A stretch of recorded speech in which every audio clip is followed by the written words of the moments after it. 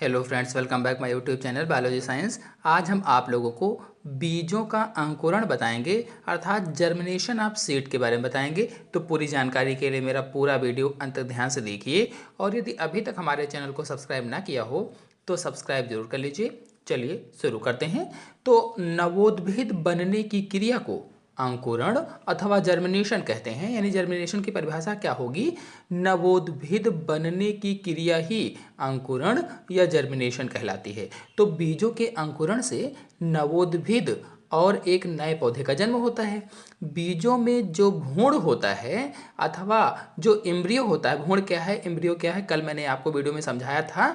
तो जो भ्रूण होता है या एम्ब्रियो होता है उसका अक्ष बढ़ता है और बढ़ने के बाद उसी से नवोद्भिद बनता है। तो बाद में संपूर्ण पौधा बनता है। और एक वर्ड आया है नवोद्भिद, तो इसे अंग्रेजी में सीडलिंग कहते हैं। जब बीज को मिट्टी में बोया जाता है अथवा मिट्टी में दबाया जाता है तो एक नन्हे पौधे का जन्म होने लगता है। उस पौधे में जब तक नई पत्तियां नहीं निकलती हैं तब तक उसे नवोद्भिद कहा जाता है। मतलब बीज के उस अंकुरण को जब तक उसमें पत्तियां नहीं बनती हैं नवोद्भिद कहा जाता है। तो नवोद्भिद क्या होता है आपको समझ में आ गया होगा। तो अंकुरण अथवा जर्मिनेशन क्या है और नवोद्भिद अथवा सीडलिंग किसे कहते हैं आपको पता हो गया होगा। चलिए अब अंकुरण के प्रकार जान लेते हैं, अर्थात टाइप्स ऑफ जर्मिनेशन के बारे में बता देते हैं। तो सामान्य रूप से देखा जाए तो बीजों का अंकुरण दो प्रकार का होता है। नंबर एक भूम्योपरिक अंकुरण अथवा अंग्रेजी में इसे ईपीगील जर्मिनेशन कहते हैं, और दूसरा है अधोभूमिक अंकुरण अथवा अंग्रेजी में इसे हाइपोगील जर्मिनेशन बोला जाता है। चलिए अब इन दोनों को एक एक करके डिटेल से समझ लेते हैं। तो पहला है भूम्योपरिक अंकुरण अथवा ईपीगील जर्मिनेशन। तो अंकुरण के समय जब बीज पत्राधार अथवा हाइपोकॉटिल तेजी से वृद्धि करता है और बीजपत्र भूमि से बाहर निकल आते हैं तो ऐसे अंकुरण को भूम्योपरिक अंकुरण कहते हैं। यानी ऐसा अंकुरण जिसमें बीजपत्र भूमि के बाहर निकल आए उसे भूम्योपरिक अंकुरण कहा जाता है। तो इस परिभाषा को चित्र के माध्यम से समझ लेते हैं। तो चित्र में देखिए, बीज अंकुरित हुआ और अंकुरित होकर के ये दो पत्तियों सहित बाहर निकला। तो इसमें जो दो पत्तियां बाहर दिख रही हैं ये बीज पत्र होते हैं।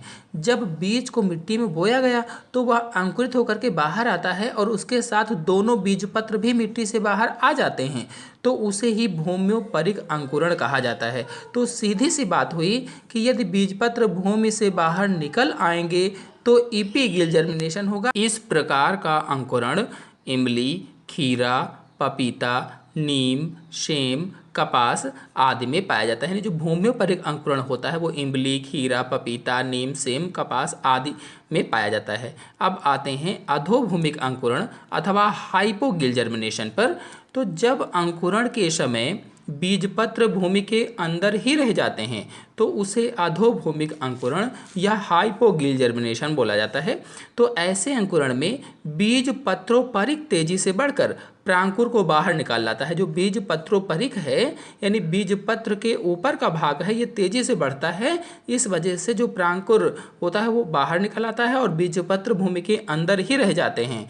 इस प्रकार से ये हो जाएगा हाइपोगील जर्मिनेशन। ऐसा अंकुरण जिसमें बीजपत्र भूमि के अंदर ही रह जाते हैं अधोभूमिक अथवा हाइपोगील जर्मिनेशन कहलाता है। जैसे चना, मटर, मूंगफली, आम, मक्का आदि में अधोभूमिक अंकुरण पाया जाता है। पिछले वीडियो में मैंने बताया था कि बीज पत्राधार क्या है और बीज पत्रोपरिक क्या है। तो बीज पत्राधार यानी बीज पत्र का आधार, तो ये है बीज पत्र और इसका आधार ये हुआ, तो यही होगा बीज पत्राधार। फिर बीज पत्रोपरिक यानी बीज पत्र के ऊपर का भाग, तो ये वाला भाग जो होता है इसे ही बीज पत्रोपरिक कहा जाता है अथवा यही भाग बीज पत्रोपरिक कहलाता है। चलिए अब कुछ बीजों के अंकुरण को समझ लेते हैं। तो पहला है सेम के बीज का अंकुरण।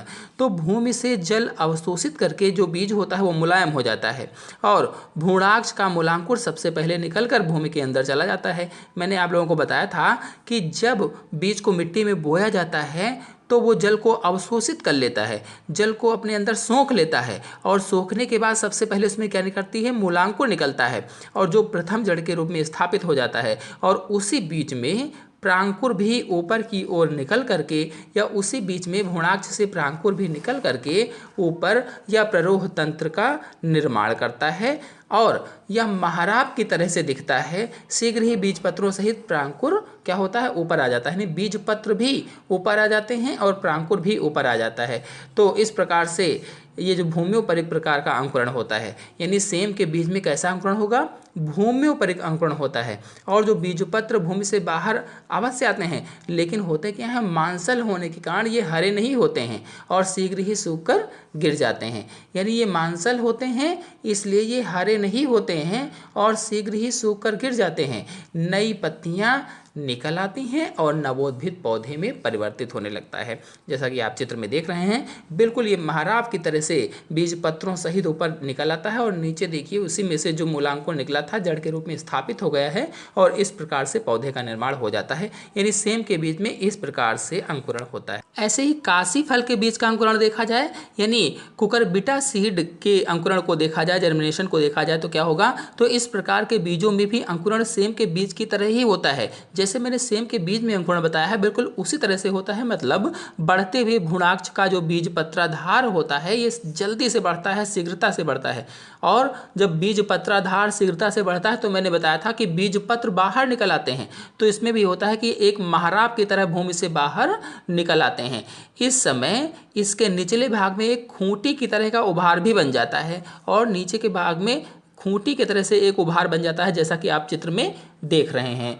तो जो बीज को भ्रूणाक्ष के पास नहीं खिसकने देता है, यानी ये जो खूंटी की तरह से उभार बनता है ये बीज को जो होता है भ्रूणाक्ष के पास नहीं खिसकने देता है और बीजावरण में अटक कर उसे उतार देने में सहायता करता है, ताकि जो बीज का आवरण है वो धीरे से उतर जाए, हट जाए, निकल जाए। और फिर क्या होता है कि पूरा नवोद्भिद अब सीधा हो जाता है। नवोद्भिद क्या है, मैंने अभी आपको पहले बताया था।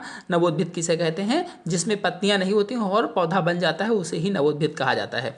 और बीजपत्र खुलकर पतले, हरे तथा बड़े, मतलब ये हुआ कि पत्ती जैसे हो जाते हैं। ध्यान रखने वाली बात यह है कि ये आकार में काशी फल के सामान्य पत्तियों से निश्चित ही भिन्न होते हैं। यानी जो पहले बीजपत्र जो पत्तियां बनती हैं वो काशी फल जैसी पहली पत्तियां नहीं होती हैं, वो बिल्कुल अलग तरीके की पत्तियां होती हैं। यद्यपि कार्य ठीक उन्हीं की तरह करते हैं, लेकिन कार्य क्या है, बिल्कुल उसी तरह से करते हैं। अब प्रांकुर भी वायु में आ जाता है, यानी ऊपर आ जाता है वातावरण में और नई पत्तियां इत्यादि बनाने लगता है। तो इस तरह से देखिए चित्र में एक सीड है, बीज है, मिट्टी में बोया गया, फिर अंकुरित हुआ तो अंकुरण में पहले मूलांकुर निकला और फिर बीजावरण सहित ये जो मूलांकुर जड़ के रूप में स्थापित हो गया और प्रांकुर ऊपर की ओर निकलना है। तो बीजावरण को हटाने के लिए खूंटी जैसे संरचना बन गई है, इससे बीजावरण नीचे गिर जाता है और जो प्रांकुर थे वो पत्तियों के रूप में बाहर आ जाते हैं, हरे हरे से बन जाते हैं और इस प्रकार से इसका अंकुरण हो जाता है। ऐसे मैंने सेम का बीज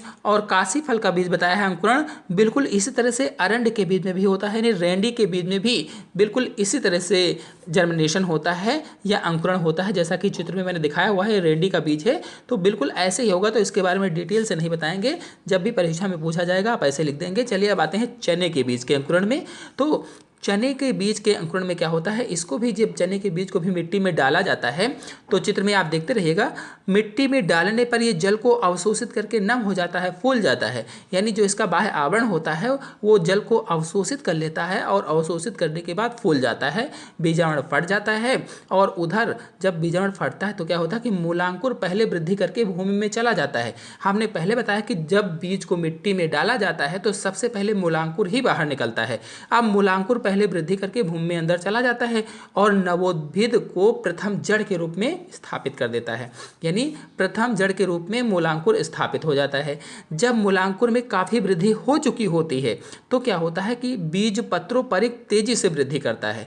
अब बीज पत्रोपरिक यानी बीज पत्र के ऊपर का जो भाग है ये तेजी से वृद्धि करता है और प्रांकुर को भी भूमि से बाहर निकाल लाता है। अब जब बीज पत्रोपरिक तेजी से वृद्धि करेगा तो क्या होगा कि प्रांकुर यानी ऊपर का भाग जो होगा वो तेजी के साथ बाहर निकल आएगा। इस प्रकार बीजपत्र भूमि के अंदर ही रह जाते हैं, जाहिर सी बात है, मैंने आप लोगों को बताया था कि जब बीज पत्रोपरिक तेजी से वृद्धि करेगा तो क्या होगा कि बीज पत्र भूमि के अंदर ही रह जाएंगे, और जब बीज पत्राधार तेजी से वृद्धि करता है तो बीज पत्र ऊपर आ जाते हैं। जैसे कि मैंने पहले भी 2 अंकुरण आपको बताए हैं, 3।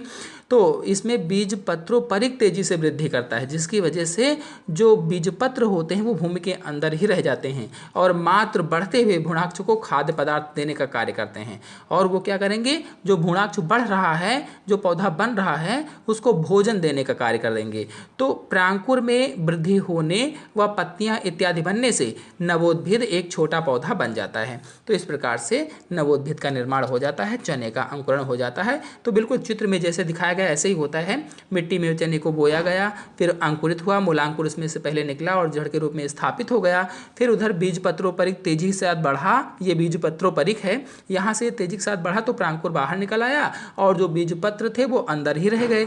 वो क्या करेंगे, अब वो केवल पोषण देने का कार्य करेंगे। इस प्रकार से ऊपर जो प्ररोह तंत्र है उसका निर्माण हो जाएगा, यानी कि बीज का अंकुरण हो जाएगा। तो अभी तक मैंने जितने भी अंकुरण बताए हैं ये सभी द्विबीजपत्री अंकुरण थे, यानी द्विबीजपत्री पौधों में अंकुरण कैसे होता है ये था। अब अगले वीडियो में आप लोगों को मक्का के दाने का अंकुरण यानी एक बीजपत्री बीज में कैसे अंकुरण होता है उसके बारे में डिटेल से बताएंगे।